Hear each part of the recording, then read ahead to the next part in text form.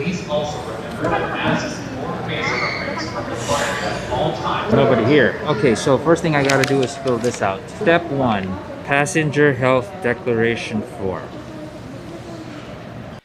Medyo matagal-tagal tayong natenga sa Estados Unidos. Halos 6 na buwan din. Dumating ako doon end of Feb nitong taon. Dapat mga April nakabalik na ako pero yun na yung mga buwan na matindi na ang pagkalat ng coronavirus. Yun na ang mga panahon tumigil ang mundo. Hi. Sorry, I gotta fill this out first. How you guys holding up over here? Here you go, ma'am. Manila. Buti na lang din nakasama ko ang pamilya ko during all that time, lalo na ang firstborn ko, our baby. Napakahirap isipin na mapalayo sa mga mahal natin sa buhay. Sa mga panahong iyon na mahahaba ang mga araw na ang sigurado lang talaga ay ang laging pag-isip at pag-alala ng alanganin. Ilang beses na nakansela ang flight ko, halos buwan-buwan na uudlot. Noong April, 2 beses. Noong May, 3 beses. June at July, mga 4. Etong August 6 lang ang natuloy via Eva Air. Ayos din sa timing no? MECQ, a few days before my flight, in-announce yung balita. And I'm like, shit. Modified Ehanced Communit Quarantine pa talaga Second to the toughest lockdown in the country. Doing the whole, Alright, so I take a picture. So you hold down on there? Like with my finger, right? Yep. I think it might be the glare, so you might have to do it on the flat surface here. Okay. Sorry, our link's not showing up. Maybe I can go to the website? Yeah, and if at gate you still can't fill it out, we can give you a manual form, but we'll have to collect that once you fill it out. Okay, why don't I just do a manual form right now? Because the manual forms are a little bit more difficult, so we try to let passengers see if they can figure out with their smartphones because it's easier. Okay. So, isa sa mga unang kailangan gawin ay ang pagdeklara ng iyong health status. Kung saan sasagutin mo kung ikaw ay nagkalagnat, sipon o rubo in the past 2 weeks. At kung ikaw ay na-expose sa isang COVID-positive patient. Mabilis din ang proseso. Make sure lang may access ka online para magawa ito or compatible ang phone mo. Otherwise, meron din silang mano-mano na form para i-fill out. Okay, so looks like I'm set. I filled this out already, so I'm good. Superb. I'm done with security. Medyo madali siya kasi walang tao So my trip from Chicago to Taiwan, wala akong katabi. So they're doing the whole social distancing on the plane. So they're spacing everybody out. So that's a good thing. Pero that said, I actually have a lot of questions. Marami rin mga Pinoy na they've been trying to go back. Eto tayo, akala ko okay na. As my August 6 flight was approaching, patas ng patas yung cases sa Pilipinas. Sabi ko, ano kaya mangyayari dito? True enough, August 3 or August 4 na si Presidente, we're back to MECQ. So I think this is an opportune moment para makapagbigay ako ng somewhat guide para makatulong sa mga ibang na nagsusubok bumalik sa Pilipinas. You know, what to expect.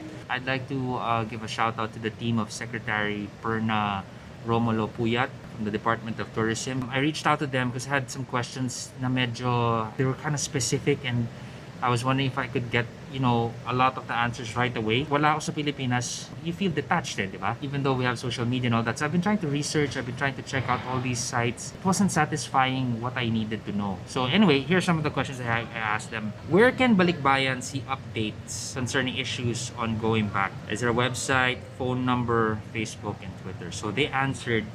So as you can see, maraming pwedeng puntahan para makakuha ng info. Feel free to screenshot this to help you prepare for your trip. Apart from the team of Secretary Berna Romulo Puyat, thank you as well to Dr. Roberto Salvador Jr., Deputy Director of the Bureau of Quarantine, for being patient and answering all my questions. Maraming salamat po. Thank you, sir. So, inisip mo, Zach, di mo naisip na tawagan o isa-isa yung mga yan? Honestly, hindi. You have to remember, hindi madali tumawag ng local number from abroad, di ba? And then, I tried getting in touch with the Philippine Embassy in Chicago, and they're closed. So, talagang, I kind of in the dark. So, my other question, since I'll be traveling under MECQ, how can I get to the airport to the designated accredited hotel? Now, only DOT accredited vehicles, hotel cars, and airport metered or coupon taxis are allowed to bring ROFs from the airport to their chosen quarantine facility. So, long story short, meron. Paano yung mga nag-test na positive noon? Tapos meron ka ng certification na meron ka ng antibodies. are you going to be exempt from swabbing? Kunyari, nagkaroon ka na ng COVID, nag-recover ka na, tapos nagkaroon ka na ng antibodies, exempt ka na ba? The answer is no. You have to go to the swab kasi this coronavirus is new. Diba? Hindi pa natin alam kung gaano katagal immune dito. We don't know if you're gonna be immune for 3 months, 4 months, 5 months, 6 months, 10 months, or 2 years. Pwede ka na makawala. We don't know. So, to be sure, you are going to be swabbed again. How long does one have to wait in the hotel, and why do some other results come out as long as 2 weeks? It's between 24 to 48 hours, 2 to 3 days. Yung iba, tumatagal ng 2 weeks. There are horror stories na late lumabas. I think it's, well, according to here, delays may happen in specific instances when certain testing centers are temporarily closed or for this infection or decontamination. Those are pretty much my questions, and we're gonna see how we will go forward with this. I still have about an hour to chill here, so bahala na. Konti ang pasahero galing Chicago papuntang Pinas. So may plus din, hindi magulo, hindi masikip, at mabilis ang proseso ng pag-check-in. Noong malapit na kaming sumakay, humahanda na ang mga pasahero at nagsusutap na sila at nagbabalot sa kanilang mga PPE.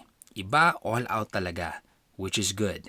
After waiting 4 hours, we were ready to board for the Philippines. Hello, The ni hao. certification, Okay, I need your passport. Okay. everything's together and okay? Yeah. Have you take the temperature check? Yes. Okay, then you're good. 谢谢。谢谢。谢谢 baby. Hello, sir. Hi! Hello, sir. How are you guys? Doing good po. We're doing good. Ingat kayo ah. Nakita ko yung post mo eh. Hello. Sige po, ingat po, ingat. Ingat po. Thank you. Nice to see Filipinos going about their job, being cheerful about it. So, we're gonna check out now the whole social distancing inside the plane, what to expect.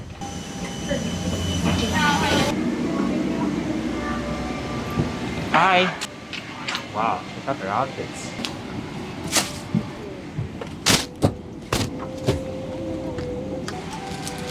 Hi. Got the whole row to myself. I'm gonna sit over there because there's a guy in front of me over here. There goes nothing.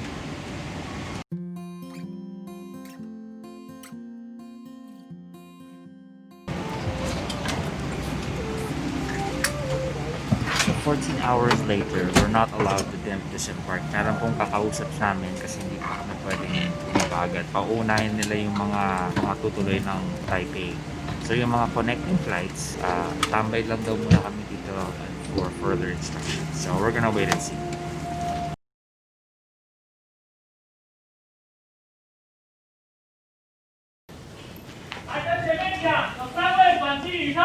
Transfer? Yes, sir. Transfer to Manila? Yes, sir. I see a boarding pass, please. Okay. So all transient flights were being herded or guided. So hindi siya parang yung dati na diretso ka na sa connecting flight mo. So they're segregating everybody so that we can go there by group. So hiwalay nila yung mga tambay or pumunta diretso ng Taipei at yung mga connecting flights pinagsama-sama nila. At kinain kami. Parang hindi kami gumalang. So they are very strict with there's that lady who's giving alcohol to everybody. We go for transfer. And as you can see right over there, they're checking the temperature again. Very organized. So there is no opportunity here to walk around at maglibot at mag-shopping. One of the things that I have noticed, well, this is the first time that I wore a mask this long. We're hitting close to 24 hours by the time I land to Manila. There's pockets of carbon dioxide still in the mask. So you're exhaling it, it's some of that still in there, and you're inhaling it again. Bumabalik na carbon dioxide ulit sa system mo. So in essence, you're not getting the usual oxygen that you're getting in a long span of time. There's lack of oxygen somewhere down the line. So ang nangyayari sa akin, pag ganun, sumasakit ulo ko. What I did sa plane, I went to a little corner, took out my mask a bit, just to breathe through my nose for a good 15-20 seconds. Then I felt better, and then I wore my mask again. In the trip from Taiwan to the Philippines, mas marami ng tao sa eroplano. Hi! Saan galing? US po, sir. Chicago. Layover lang. I mean, yeah. Ako din eh.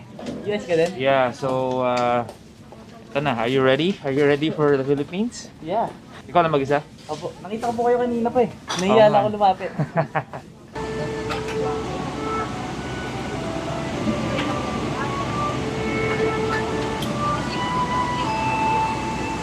So there's not much social distancing from the flight to Taiwan to Manila. Mas dikit-dikit tayo ngayon. After 2 hours, finally, nakalapag na kami sa Pilipinas. Ramdam ang tensyon at excitement ng mga pasahero na finally, makakauwi na kami. Halos lahat ng nakasakay sa flight na ito ay na-stranded sa ibang bansa ng matagal. To be finally home after such a long time gives a sense of victory somewhat, only to be challenged again by what was coming next. Everything was pretty smooth, and as you noticed, dahil na rin siguro sa pagod ng tao at gutom, people were not on their guard anymore with social distancing. Pati yung Coast Guard. So there's some info that I didn't get from so ganyan ba yan, sir? Opo, sir. Tapos, ito po, paki-fill up lang, sir. Okay. Okay. Tapos, meron ditong open cam, picturean niyo yung passport niya, sir.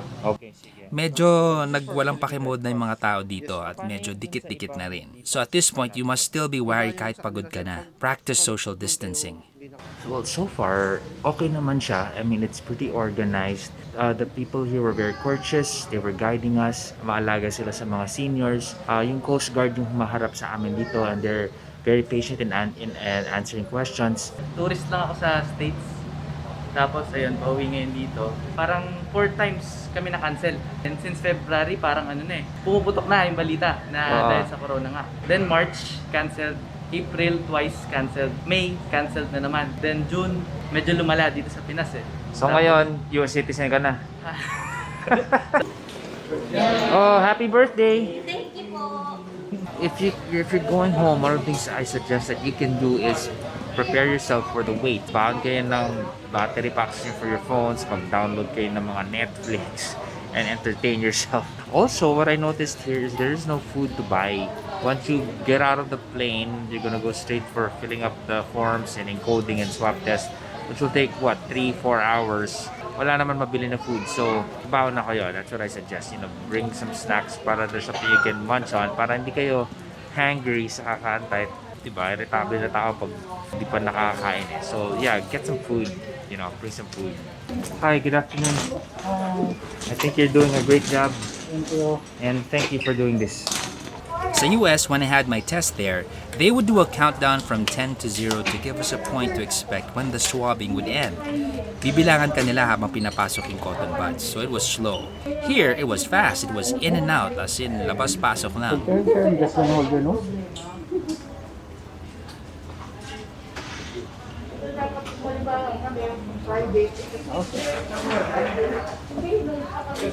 Sakit, sir?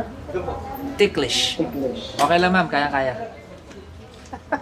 And to be very sure, they did the swabbing twice. Sa US, sa ilong lang. Dito, sa ilong, and we got some deep throat action. Open your mouth. Tongue out, sir. Yeah. Okay, no, don't, sir. Thank you. Thank you, sir. Thank you so much. I arrived 11:30 and was done with swabbing at around 4:30 in the afternoon. Around 5 hours of waiting. The swabbing part was the fastest part. If I have to commend the Coast Guard, napakabait ng Coast Guard. Sobrang saludo ako sila. I didn't feel like militaristic. They were super nice. God bless you, sir. Thank you so much at Chibog. Diretso po kayo doon, sir. Sa Okay. DOT po. DOT. Thank you, sir. Now we're gonna check out the hotel. The hotel where I am at, a new place called Hotel 101. So Hotel 101 is in Pasay. The reason why I chose that place is because it's near the airport and it was recommended to me. Pumila ako sa DOT. Dahil nga MECQ at walang public transportation, sila ang nag-arrange ng taxi from the airport to the hotel. Sila lang ang allowed bumiyahe at this time. So after ng DOT and pag-register ninyo kung saan kayo magsistay, may Coast Guard na mag-escort sa inyo to the airport taxi. No, you cannot have relatives take you to the hotel. Bawal yon. Bakit bawal? Para iwas ka po, diba? To make sure you end up in the hotel. So the trip from the airport to Hotel 101, it took me about 15 minutes. Bilis lang. Hotel 101, Pasay. Saan nyo ito nabili? National Bookstore? So far, ang gastos ko para sa quarantine proceedings on top of the airline tickets, it's 4,500 for the swabbing, 440 for the taxi, and sa hotel naman, it's 3,500 per day, which is inclusive of breakfast, lunch, and dinner. So, not bad na rin. Total so far is 8,440. Pwede ka rin mag-Red Cross na libre, pero yun nga, tatagal ka naman sa hotel. Gastos din. So we are here in Hotel 101. Hi. Question, nagkikrave ako ng Jollibee. Paano ba yun? Sorry sir, nag-order po kayo ng Jollibee po. Pwede mag-order? For quarantine po kasi hindi tayo allowed for food deliveries. Sayang, dapat nagpa-drive-thru na kami ng taxi. So, klaro, bawal mag-order. There it is. Ay, masabay. Wala akong COVID. Okay, now masasabi ko pagod na ako. But it's not as bad as I thought. Diba? I think this is gonna get really interesting if nag-positive tayo. Pag ako nag-positive,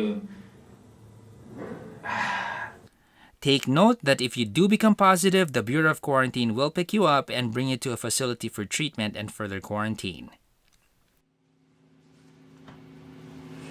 okay, I am ready to skedaddle on out of here. My results came out a little over 24 hours. Mga, di ko alam yung exacto, 25 something hours. Lumabas na yung result. And came out negative. So I'm very happy about that. This is Hotel 101. And interestingly enough, and I asked them about this, all the rooms, they have this. It says happy. So initially, I thought na, nilagay niyo ba yan? Kasi syempre baka ma-depress yung mga tao dahil, di ba, naka-quarantine sila, iba mag-isa. And then sabi nila, hindi, Sir Zach, it's matagal lang nandyan yung happy. So that thing's been there. For what we're getting here at 3,500, it's not bad. Kasama dun sa 3,500, you have breakfast, lunch, and dinner. So not bad na rin. If I am to critique anything about this place, it would be yung tuwalya. Medyo crusty. But again, we're not here for leisure, and I'm very happy they accommodated me. I just emailed them saying, hey, do you have a spare room? As a courtesy, whenever I do a video and I'm going to a certain place, I ask them about the history, about what the hotel is all about, what they're pushing, parang cross-promotion. They weren't interested in that at this point, which is, I think, a very sensitive thing also to do kasi yun nga, we're not naman here for leisure. We're here because of the quarantine, and they're dealing with their own problems too. So it's a pretty sensitive thing for Hotel 101 to do also. So far, what I noticed with this entire trip, overall, the experience was okay for me. I mean, I was expecting worse kasi syempre nung April or May, hindi pa naman tayo handa nun eh. But this time, it seemed to be a very well-oiled operation. Now, if I may suggest something that may improve on this whole thing, I think it would be good if they had more manpower. Kasi alam nyo, pag nagpatong-patong na yung dating na pasahero, you're gonna be overwhelmed. And when you're undermanned, syempre nakakapagod yun. Tapos katapat mo pa mga pagod na pasahero, medyo magkakaroon ng tension. So, I think manpower, if they could afford it, just add more people there to really help out. Food, it took me about 4 to 5 hours then before I finally got swabbed. Kasi ang daming tao, ang daming process kasi undermanned nga. During all that time, walang mabilhan na pagkain. So, di ba, pagod ka and then there's no food, hungry ang kalabasan. So I think that might be a good suggestion. Maybe in that area, bago mag-swab test and people are filling out, there's an option or there's like a vending machine, minimal contact na para makakain naman yung mga tao. Now, a lot of you guys have been thinking, and I've been thinking about this too, hard when I went back here. Bakit ba kailangan pa idaan sa hotel? Bakit hindi pwedeng after swab? I-quarantine na kagad diretso sa bahay. There is a reason behind that. This is for those, they are assuming that everybody has someone to go home to. Ina-assume nila na lahat ng pabalik dito may pamilya. Hindi nila iniisip na lahat mag-isa nakatira. And I agree with that kasi, syempre, they don't want you to go home to your family and potentially infect your family. Who of us are experienced frontliners in that sense? Pag uwi mo sa bahay, you just infected 5 other people in your house. That's why they'll only allow you to go home if you are negative here. So there, I'm headed out. I'm waiting for my cab, and I hope this little video is of help to you guys who are trying to go home here to the Philippines. Good luck to you. This is Zach. Ciao. Saan napadala buong maghapon naglipot sa ginto ng alas 5 ng hapon, ligaw ang isip ko.